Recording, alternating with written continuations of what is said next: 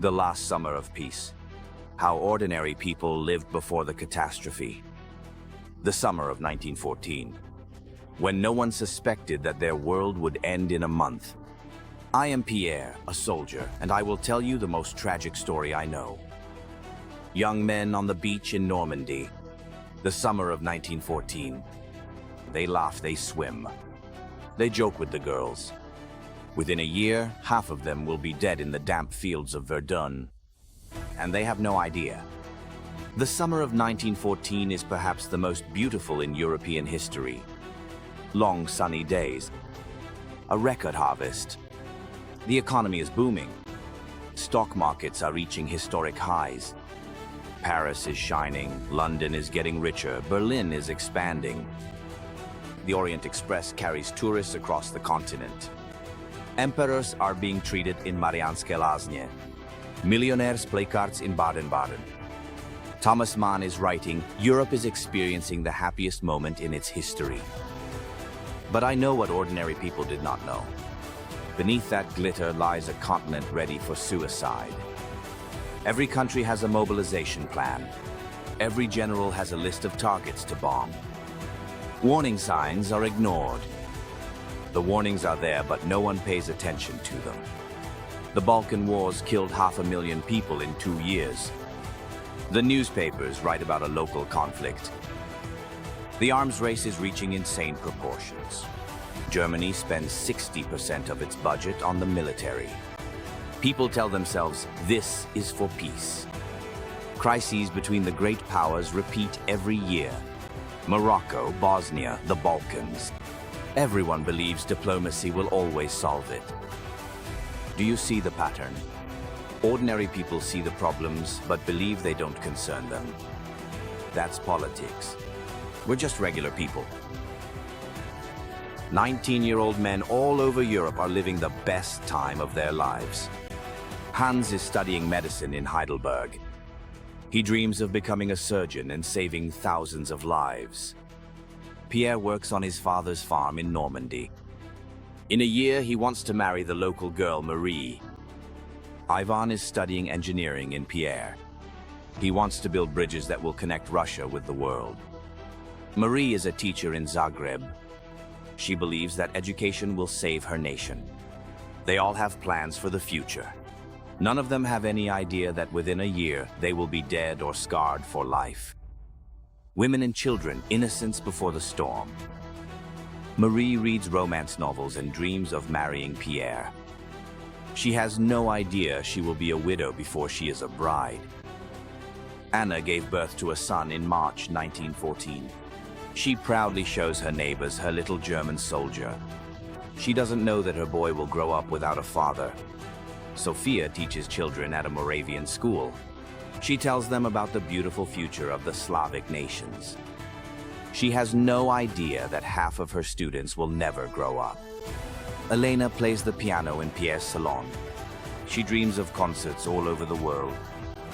She doesn't know that in 4 years her world will be dead and the piano sold for a piece of bread. Every nation, a nation believes its own version of the future. The Germans. We are the most powerful nation in Europe. No one would dare attack us. The French. We have the best alliances. When war comes, we'll win quickly. The British. The Royal Navy protects our islands. Continental wars don't concern us. The Russians. We are the largest country in the world. We have endless resources and soldiers. Everyone believes their country is safe. Everyone is wrong. The last joyful moments. June 1914. Europe is celebrating. Berlin. The Imperial Yacht Regatta. Wilhelm laughs and jokes with the British guests. Paris. The Grand Prix at Longchamp. Elegant ladies. Champagne. The best horses in Europe. London, Wimbledon, cricket, garden parties. Civilization has reached its peak, the newspapers write. Vienna, balls at Schönbrunn, operettas at the Theater an der Wien, Golden Vienna in the last golden summer. June, Franz Ferdinand and Sophie are going to Sarajevo. She is pregnant with their 4th child. She tells her husband, "When we return, we will be the happiest family in the world." 11:15:28, June 1914. Two shots in Sarajevo. The world breaks in half, but ordinary people have no idea. Hans continues his studies. Pierre is planning his wedding and feeding his child. Elena plays the piano. During those fateful 37 days between Sarajevo and mobilization, they live normal lives. They go to work, they make love, they laugh. They plan for the future. Until August 1st, 1914, the first day of mobilization, they understand the truth.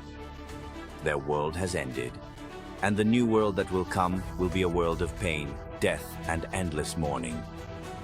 The most tragic verdict. The most tragic thing about the summer of 1914, it was truly beautiful. People really were happy. Europe truly was experiencing its best period, but political leaders, generals, spies, they were all working to destroy this happiness. And they succeeded. The 20 million people who died in the following war had a beautiful life ahead of them.